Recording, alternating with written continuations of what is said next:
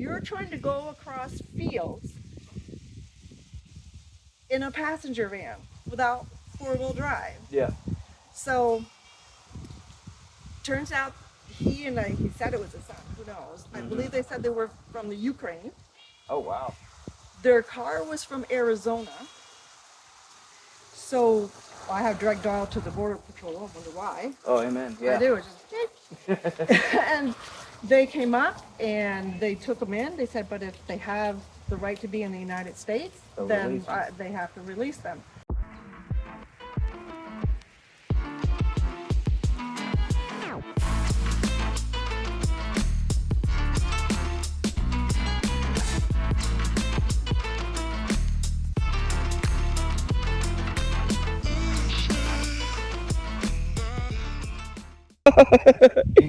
All right. So I'm here today with Kelly. We're on her beautiful. Is this considered a farm? Do you? Yes. Okay. We used to dairy farm here, and my husband got out of it in the early 1990s because the milk prices dropped so low that it wasn't making enough money. Mm-hmm. He actually did do heifer replacement. So we had animals on the farm. We were still cropping it. Sometimes we would sell the feed. A lot of it we used for our own heifers. Mm-hmm. Or we would board them. That's where the money came in. So we'd board Okay. other people's heifers and feed them. Okay. Then like meat cows, heifers, or. Well, all dairy. Really. All dairy. They're Okay. all dairy Okay. heifers. Right? Okay. And we would raise their calves usually till about 2 years, where we would get them impregnated, and they'd go back to their farm to drop their first calf, and could be milked. Right. Very cool. So my husband did that until probably about 2010, I think, when my youngest went off to college. Okay. Okay. I said, "Why are you getting out of it?" He goes, "I'm tired." I would think you would be, because he was a general contractor. And Yes. and that's a story you hear so often. Small farms, and it's not really sustainable just to run the farm. A lot of have to people do something diversify. on the side, and Right. Yeah, a lot of them go into maple production, but we don't have enough maple trees on the property to do that. So other things. I felt silly when I first was venturing up this way, and I saw all the maple lines run. Yeah. And my first thought was, oh, that must be something the Border Patrol does. And then I'm driving a little more, and I'm looking, and I'm like, wait a second. Now you know what that Now is. I know. Yeah. And there's so many of them. It's I mean, amazing. It's crazy Yeah, the way but that they it's a run big them. production in Vermont. Yes. We're a main state to do that, and we Hey, love it. It's I bought some delicious. syrup while I was up here, so I gotta had do to. it. You have to. So along the lines of why I'm up here, obviously I'm driving the border, talking to people that have witnessed people coming across illegally. Do you have any kind of experiences you'd like to share? There's a lot of experiences up here for all of us who run the border. Yeah. You may not know it. For example, this Bouchard farm that you can see from here, Mm-hmm. you go just over the incline, and it's Morse's line. That's a state border crossing. So we're right here, an official one. Yes. Okay. So that means that the actual frontier goes right behind our farms. So 2-3 of a mile from our site is the last farm on this particular road, which is another Rainville, and he literally has the border. So that's one of his fence lines. Okay. So we hear things from George. This spring, we heard so many things from the Bouchard properties of people crossing. It's like a daily thing for them. Oh, wow. Crossing over all the time. Like, are they like small groups, large Usually groups? small groups, usually less than half a dozen. And are they like families or? Sometimes families, a lot of individuals. Okay. A lot of males. 2, 3s. I know you get females Do too. you? Okay. Yeah. Okay. Some with kids, some with not usually littles, but Yes. like say middle school ages or up. Yes. But most of them don't come across with their families though. Yeah. Well, I spoke to another feller out towards the Missisquoi Bay or whatever that is. Yeah. And he explained how he literally, his street dead ends in Canada, America, and he said there was one night a car just came up, a guy got out with a flashlight on the Canadian side, flashed a couple times, and this Mercedes that was sitting down the road from him a little bit hurried up, drove up, backed up right to there where the border is, and this guy tossed like a 3 or 4-year-old little girl right over to him, and they threw her in the car and drove off. And like I said to him, I said, well, you hope and pray that that little girl's mom or dad's here, and That maybe they're joining the family, reuniting at the family. But it's very suspect and very, That's actually what we see the most of now, is cars coming up here to pick up. They've made arrangements for someone to pick them up at the border. Yeah. And so most of my recent stories are about, it's probably the most recent one that we have here on the farm, was last year in April. My husband and I were going down to Georgia. Yes. We had to get up. We were in the car at 4 o'clock in the morning and got a phone call. It's too windy and the planes aren't going to take off. So we come out of the garage, back into the house, turn the lights on, we have to arrange a new flight. This guy comes to the door knocking 4 o'clock in the morning, black as night outside, saying, I went off the road, could you help me get off? Really? Where are you off? Well, I went behind here, and I said, that's not a road, right? You can't tell with a barn there that this is a farm and you're on a farm road. You're not getting that part. Yeah. Take it. You didn't, well, where exactly are you? Well, you have that shed there. Well, we went in front of that and we got hung up or got stuck. Well, he didn't know that literally the day before, my husband had excavators here. They were digging out a new place to bury a drainage tile, and we're cleaning out some ditches. Everything that he went through was soft because it just been reburied. And he was in kind of like a van. Oh, Not even a 4-wheel drive. Oh, boy. So you're trying to go across fields in a passenger van without 4-wheel drive. Yeah. So turns out he said it was his son, who knows. I believe they said they were from the Ukraine. Oh, wow. Their car was from Arizona. So I have direct dial to the Border Patrol. I wonder why. Oh, amen. Yeah. I do. It's just, and they came up and they took them in. They said, but if they have the right to be in the United States, then they have to release them.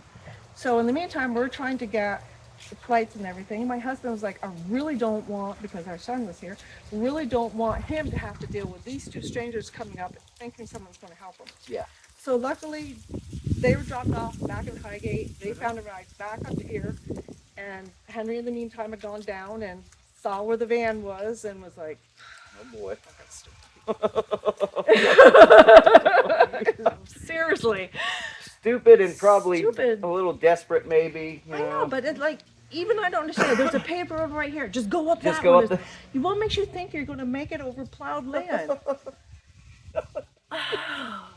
So Yeah. I don't really. So, yeah. So they came back, and with very little English, can you help us get our van out? He goes, $500. And it was like, you're going to come on my land and help illegal immigrants get across. It's going to cost you. Yes. Oh, we don't have $500. Well, what are you going to do? Can we give you $3? Yep. I'd advise you not to cross my land again. That would be my advice. Yes. Not to do it because it's going to cost you. You're going to get caught. Yeah. If you don't have the right documentation, you're going to get jailed. Yep. And your friends aren't going to make it across. Yeah. So that's it. Yeah. Yeah. So that was the latest experience. Have you had any other memorable experiences? Probably the first one was way back when, and our neighbor Lawrence used to put in corn across the road. That's his pasture. He had that all full of corn and across the road. And someone crossed the border illegally, and we heard about it. And he's got to be on this road somewhere. They were in the corn. It took some time to find him. I said, I'd bring the dogs up if I were you, because finding somebody in the corn is work. Yeah. Is work. But they got him, and probably in another one. This is more about the Border Patrol. So as you can see, you see the line of evergreens? Yes. Then it goes up into that pasture. Yep. And then there's the ridge line, right? So what you see is doubled on the other side. We have about 207 acres. Okay. To the right, you can kind of see that's a corner. That's where the woods start. Okay. Okay, so it's 50 acres of woods there. So if they're coming across, now they've learned that if they're on the other side of that ridge, we in the house are not going to see them. Oh, so they just. But the keep Border tucked in. Patrol knows and has permission to come up on our land. Okay. So they have I don't know if I want to put this in here. So they have sensors throughout the woods and on the other side where they tend to be walking. It's open. You see woods there, but actually the field is open on the other side of that. There's an open field to the left. Okay. So they would kind of draw them in that way. Mm-hmm. So one night, 2 summers ago, could not sleep. Beautiful night, but I couldn't sleep. So I get up to get a drink of water. Yeah. My kitchen window's right there. I look out and I see a light in the corner. Oh, I'm like, really? Seriously? Pick up the phone. But I'm watching it and it's heading north. Oh. I'm like, okay, either someone's going to meet someone, or that could be the Border Patrol checking their sensors and checking the property. Yeah. So I told you I had them on speed dial. Mm-hmm. So I call up Steve and I go, so do you got people up here? It's like 2:30 in the morning, right? He's in Texas. I go, he goes, we probably just check. That's what I thought, but he goes, well, let me give you a call. And we talked for a while. He goes, these people down here in Texas, I'm telling you, they have more problems than we have up here. Let's just say it's crazy down in Texas. I felt sorry for him, but he learned a lot and whatever. And but is he back up here now? Yeah, he comes in, he stops in, they say hi. You know, everybody knows everybody, kind of a thing. Do a lot of the Border Patrol agents in the north go to the southern border for like certain amounts of time? I would think so, that they do. I know when I had a friend right out of high school who was training for it and was in the Border Patrol for a while. And she, like, to learn Spanish, she went down south to learn it. So they spend some time and they're supposed to kind of move around a little bit so they understand the challenges of the different borders. Yes. And then, because she lived up here, picked a spot. Yes, then they'll put them somewhere. Right. Yeah, it's crazy. So how, you say you've had a lot of, thank you, one of the ladybugs? Yes. They're everywhere. But how many occurrences, say, on average a week, do you guys think that you It kind of runs almost seasonably. Like I said, this spring, it was almost nonstop, constantly having reports. And then it got hot for the summer and we weren't seeing a lot of movement. Yeah. Matter of fact, the guys were coming up, they weren't seeing anything on the sensors either. So they're like, oh, we're just going to make sure these work. They can't go out onto my property without four-wheelers. And so the two people have to be able to do that. And I'll go, I'll lend you more for a four-wheeler if you want to go. I'll go with you. You know, I'll bring you out there if you want. And they're like, oh, no, I would love to, but I can't. So, okay. So, yeah, but, you know, they're constantly checking. Yeah. And checking the surveillance, making sure the equipment is working. But yeah, it slowed down. And I can't say that I've heard of anything recently. I haven't heard any stories, and I haven't had any. Okay. And that seems to correlate with the other people I've spoken with in the area, that maybe for like a month now or so they have been, you know, and then before that, kind of like what you said, it was more comfort. Some people said it would be, you know, every now and again it seemed like it would be like once a night for a few nights, you know, and then it would kind of die off for a few days. Well, especially if they've been crossing at the same point for a while and have been It drawing in draws the the patrols attention, in, so so they they have gotta- to kind of shift where they're crossing if they can. Yeah. Yeah. Do you think that, and I'm sure it's all just a big cat and mouse game, it seems, with the Border Patrol agents up here. I know, I think it's down the road here just a little bit that they actually, right by the Morse line where they sit across the road and the field there, at least at night. I didn't see them doing it during the day. They're often there. Are they? Yep. So, is that kind of how they patrol? They just go around and park different spots? And They hang like to out? park in my corner here. That's how I got Steve's. Could you get him out of the corner? There's room on the other side. But, anyway, but I'm just like, yeah, they have their spots where they have a lot of visibility for people, where people would be sneaking in. I mean, especially with the fields, that kind of helps them if that's open. Yes. You know, but it's harder, you know, because we do have woods and they need to kind of catch them before they hit the woods. Oh yeah, because then it's a lot like harder. you said, get the dogs. Get the dogs. You know, and then even if you get through it, and I know a lot of the North Woods, it's like, you know, you get into swampy, marshy areas. Ours and, is like that. Is The it? bottom part is that your feet gonna get wet. Yeah. So, as far as just going forward, the future, do you think that, you know, this is going to change? Do you think it'll get better? Do you? I think it all depends on the politics in the other countries. What's sending those people out of their countries Yes. and making them basically refugees. Yeah. I don't blame them at all for wanting to come here. No. I wish they would cross legally. They'd have more options that way. I don't like having to pay for them. I think Vermont is too liberal in that way, Yeah. that I can't be hard-hearted about it either. Well, of course not, because it Yeah. is a humanitarian crisis. Yeah, There's absolutely. no It's doubt, not- and a lot of the people that are coming across, even illegally crossing, like you said, they're not bad intentioned people. You know, they just want opportunity. They want Right. better for themselves or their families. Right. I mean, if we were in some of these people's shoes, you would be fighting to do the Well, same quite thing. frankly, I would expect that that's why they expect that they'll be accepted in the United States, because really what other country ever opened its borders Oh, yeah. for refugees the way we did? We are Yep. nothing but a country of immigrants. Amen. That's what we are. Amen. So to say we're going to close our borders is like, forget who we are. Yes. Well, and I think that statement gets kind of exacerbated, like, you know, it just blown up. I really don't think that you can just close the border. I don't think that's, you know, That's not logical. It's not logical And at it's all. not realistic. And amen. Especially with, yes, we have land borders, but our water borders are much bigger. Oh yeah. You know, rent a boat in Canada and come in. Yep. Come in from the south, from the north, either end. You can't close our borders. They're not closable. So find a way to accept them in Yes. and make them welcome. Yes. And to say they're taking our jobs, as a dairy farmer, I can testify they are not. They're needed, because Americans think they're too good to do that kind of hard work.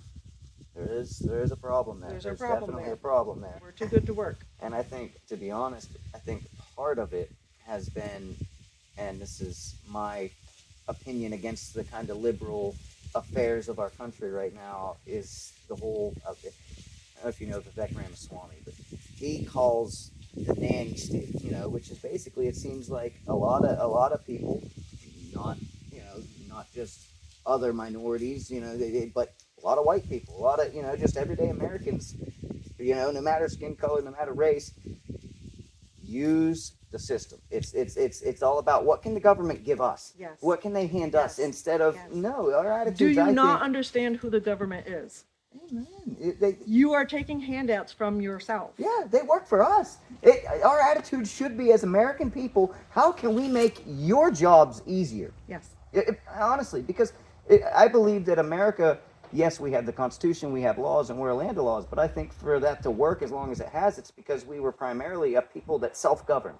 Exactly. You see what I'm Exactly. saying? Like And I agree, because now I find, and this may not be your opinion, that our people in government are working for themselves. They're, Oh, yeah. when you take a job that's going to pay you $1 million, regardless of what you do afterwards, yeah, and you have all of these lobby companies that will hire you for millions of dollars afterwards, Yep. you get in, you're set for life. Yep. What do you care? yeah. You don't care about health care. That's a separate program for you. You don't care about Social Security. That's a separate program for you. You don't care about races. You decide that yourself.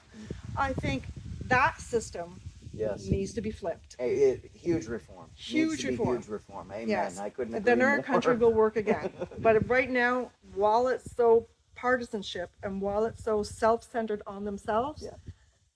we are not getting a fair shake. We are not doing the governing that we're supposed to be doing. Amen. Amen. Yes. But it's hard though, because a lot of normal people don't want anything to do with politics and all this. Right. But the And for problem, good reason. amen. We don't have those lack of morals, is the thing. Yes, but that's the thing.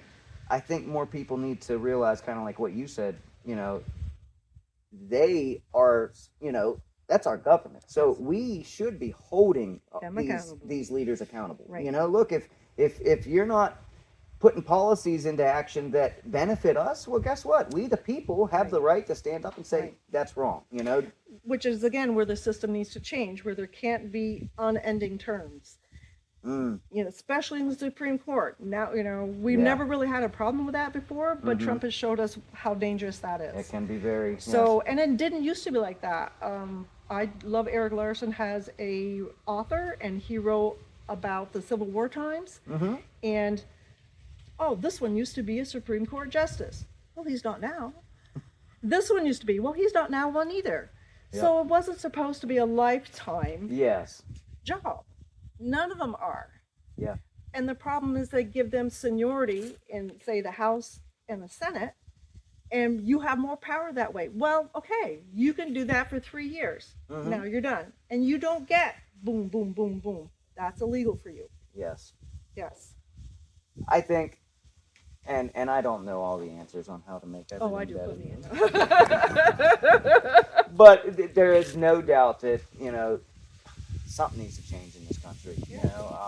From politics to our media to everything. Our attitudes as Americans, like it honestly boggles my brain. I was sitting. Were you sitting in my field? No, I was sitting at a restaurant in St. Albans, and basically talking to somebody, and like they just basically expressed how they could care less about America. They don't feel like they're Americans, and I'm like, but you are Americans. But you are. You're You're here. And I feel like that's a big problem. That's a big problem. If you can't identify with this country, Yeah. and you become a citizen, Yeah. that's a problem. Yeah. Well, and this was, I think he was a Bosnian guy, and then there was a girl sitting around the bar there next to him that was like the same sort of thing. Although she was from Nova Scotia. That's where she was from, Nova Scotia. But Love it's like Canadians, bring them in. but if you're gonna come down here, at least that's my problem with people coming across the border, and I don't understand why you would want to if you're going to come here and have that attitude against this country. Exactly. Because you're taking advantage of this country. Yes.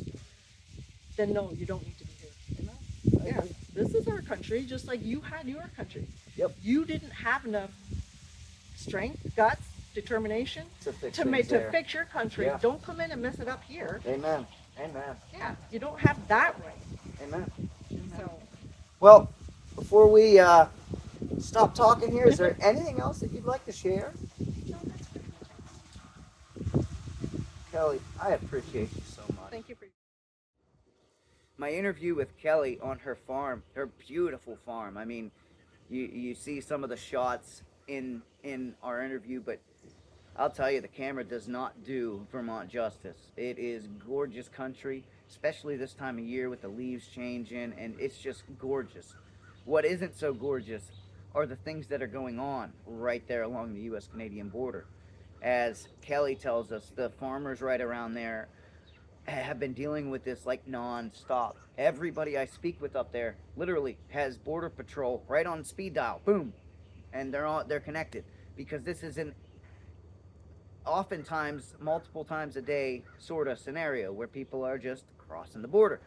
Some of them good intentioned, but how many of them are not? We don't know. And they're just being pretty much caught and released. And a lot of times from my talks with people up there and with Border Patrol, there have been so many questions as to just who are they releasing. Yes, there is a process when they do detain these people, but they catch and release, and a lot of times there's not a whole lot of background. There's not a whole lot of history that they can pull up on these individuals. A lot of these individuals, they're here on fake information or no information, and that's a problem. That's a huge problem for the security of our nation. As Kelly, said off camera, that they're dealing with the huge problems. There are people coming across the border, but the good thing for them is at least the people aren't staying there. The people are going south. The people are going into the towns, into the cities of our nation. Whether they're picked up, taxied there from Uber or some taxi driver, or whether they're bussed in somewhere or flown in on C-130s, as another person I spoke with on the border there shared with me. There's some well-known military bases in upstate New York, and that people have witnessed these C-130s coming in, and all of a sudden, within the next day or two, you have a lot more individuals in a town. So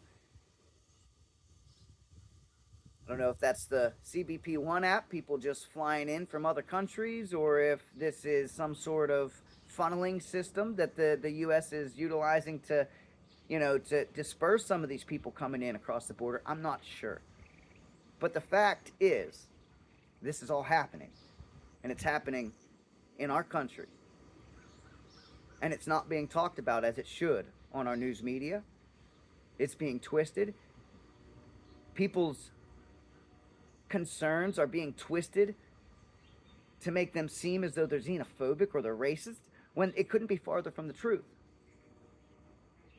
Almost everybody I've talked to has a heart for these people, understands that a lot of these people are coming from real bad situations, and they just, want to make things better for themselves. And they don't blame them necessarily, but these people do blame our system, our policies, the way that it seems that our immigration system as a whole has just completely been inundated and has gone out of control. And the people that are dealing with it and crying out about the issues are made to look as though they're the ones in the wrong. And that's a shame. That's a shame. And I think that this is my opinion, but I think that we as Americans need to do better. We need to do better. Stop criminalizing the people just because they have legitimate concerns about the situations in their communities, with their neighbors, with their homes, with their security. People have a right to be upset, have a right to cry out about things. And it would be in our best interest to listen to these people. Even if we may disagree with some of the things they say, to listen, respectfully listen. It's what we need to get better at in this nation. Respectfully listening to people before we open our mouths. Let's listen and see where others are at. And then if we do respond, again, respect, honesty, integrity. These are values that as Americans, it should not be, alien to us. We should be the bigger people, the ones that are willing to sit down and have intelligent, intellectual conversations, no matter people's ideologies or their beliefs. That's how we learn as a people. That's how we come together. We learn from each other. But we can't learn from each other if we get so offended right out the gate because somebody disagrees with us. And then all of a sudden, what that does is it shuts down the communication. That means we're no longer decoding or taking in and interpreting what people are given to us. We shut ourselves down when we feel offended. And that's a shame. We need to start opening up. We need to start speaking our truths. That's what these vital narratives are all about. To give people, the people without a voice, the people you're not going to see on the news media, a platform to speak on, to express their truth, to express what's going on around them. So if you appreciate what we're doing here, bringing you these voices, these perspectives, these vital narratives, then I just ask that you like our channel. Subscribe to our channel. And stay tuned for more. Until next time, embrace the stories that matter.